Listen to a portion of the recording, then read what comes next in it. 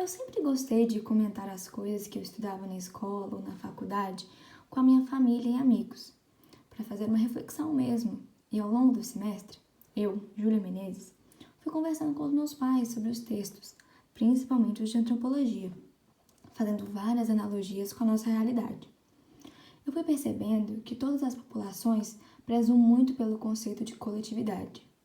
Até mesmo o povo da costa noroeste dos Estados Unidos e do Canadá, um exemplo que Marcel Mauss deu em seu livro, Ensaio sobre a Dádiva, que na primavera e no verão eles são dispersos, trabalhando em pequenos grupos afastados uns dos outros, passam o inverno concentrados em aldeias e passam quase o tempo todo fazendo festas. Até mesmo essa população percebe que é necessário essas ocasiões e momentos comunitários. Pois bem, vamos falar um pouco sobre a magia em diversas populações. Em Esboço de uma Teoria Geral da Magia, de Mauss, em parceria com Henry Hilbert, os autores começam falando que a magia é algo muito individual, quase secreto, raramente algo de uma sociedade inteira. Porém, o mago que pratica magia faz parte de alguma sociedade, não é mesmo? Especificamente uma tradição paralela, algo diferente do comum, mas que não deixa de ser uma tradição daquela sociedade. Além disso, o mago não deixa de estar trabalhando com representações sociais coletivas. O que ele faz é se apropriar de forças coletivas. Ele é uma espécie de funcionário da sociedade.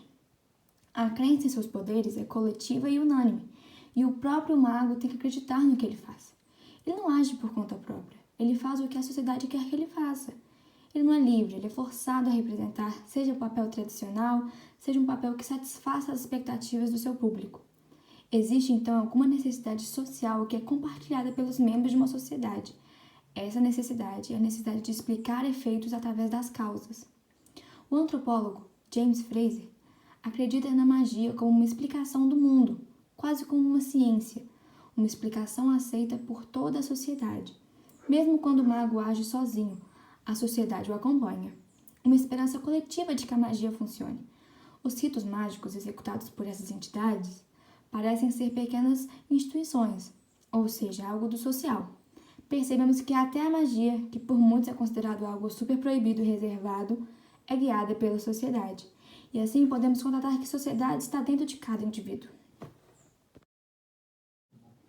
Já o inglês Edward Evan Evans Pritchard, em Bruxaria, Oráculos e Magia entre os Azande, nega o que Frazer disse sobre a bruxaria ser uma falsa física, alegando que a bruxaria não é uma afirmação sobre a natureza das coisas. As acusações de bruxaria falam sobre o mundo social. A morte, por exemplo, não é só uma causa natural, mas social também. Evans Pritchard articula que a magia explica a parte social que o lado físico e biológico deixa de lado. Os Azande explicam uma série de infortúnios que nós poderíamos dizer que foi apenas uma coincidência ou questão de sorte com a bruxaria. Eles não negam as explicações físicas naturais, nada disso. A questão é por que algo foi acontecer logo com aquela pessoa específica em determinado momento.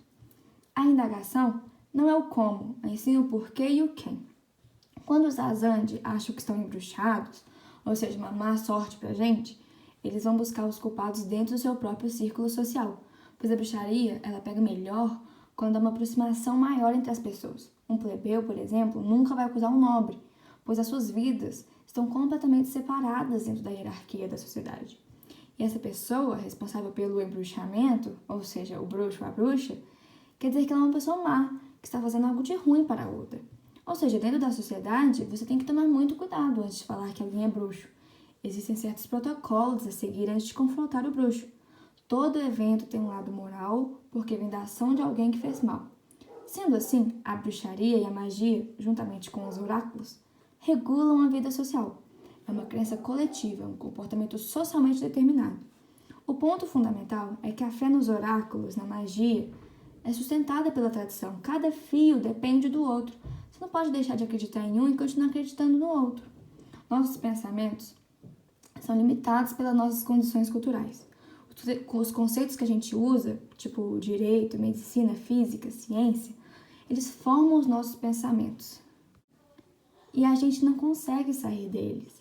As pessoas não podem ir além dos limites estabelecidos por sua cultura e inventar noções. Podemos questionar e tal, mas os modos gerais de saber o que é verdade e o que não é, Os modos de conhecer o mundo, de agir sobre ele, são limitados pela tradição e pelo costume da sociedade.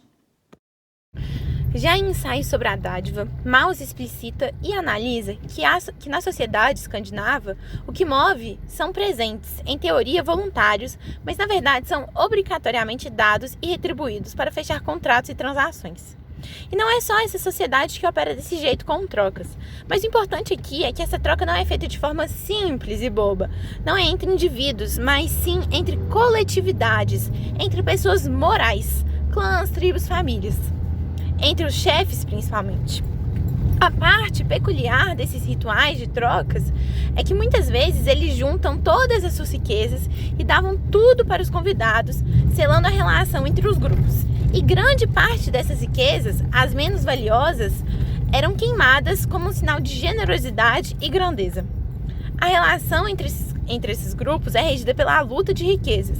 Quem é mais poderoso, quem é mais generoso, e mesmo na nossa sociedade contemporânea, demonstrar generosidade é um sinal de riqueza, seja de espírito, seja financeiro. Retribuir, dar e receber são 3 obrigações que se confundem e se reforçam na sociedade. Se alguém recebe algo e não retribui de acordo, essa pessoa é mal vista pela sociedade. Esse sistema de trocas é extremamente importante nessas civilizações. O Kula, por exemplo, explicado por Malinowski em Os Argonautas do Pacífico Ocidental, é um evento importantíssimo para vermos o quanto o chefe precisa demonstrar sua riqueza. É quase uma necessidade. Eles enxergam o Kula como uma aparência desinteressada e modesta, mas na verdade é uma modestia exagerada. Os chefes falam que estão doando apenas os restos, que aqueles exemplares ali não são bons. Ao se empequenar, os chefes estão demonstrando que os outros é que são grandes e o chefe é visto como generoso. E esse elogio é o presente que reforça esse vínculo que ele está fazendo. Esses sistemas de dádivas permeiam toda a vida econômica e moral deles.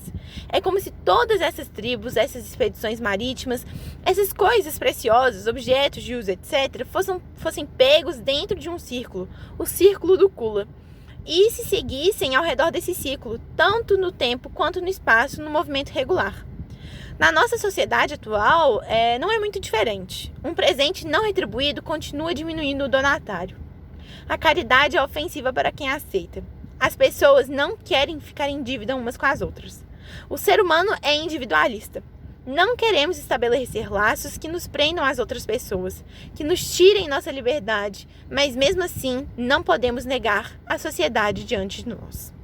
O antropólogo Arnold van Gennep, que se concentrou nos ritos de passagem em um dos seus livros, conta que toda a sociedade geral contém várias sociedades especiais ou subdivisões das sociedades.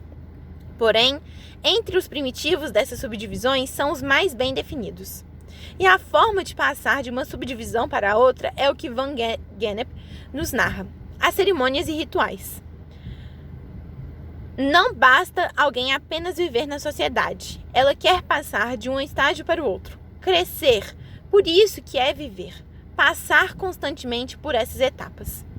Finalizamos então com Mary Douglas, que faz uma análise muito boa sobre o Levítico e como a nossa sociedade entende esse livro tão importante. Primeiro, eu gostaria de dizer que cada religião faz sua própria interpretação, e é por isso que temos tantas diferentes religiões cristãs baseadas no mesmo livro. Bom, Mary Douglas fala de várias restrições alimentares e leis sobre todos os aspectos da vida que o Levítico traz, que são tão irracionais e estranhos quanto as regras dos povos ditos primitivos.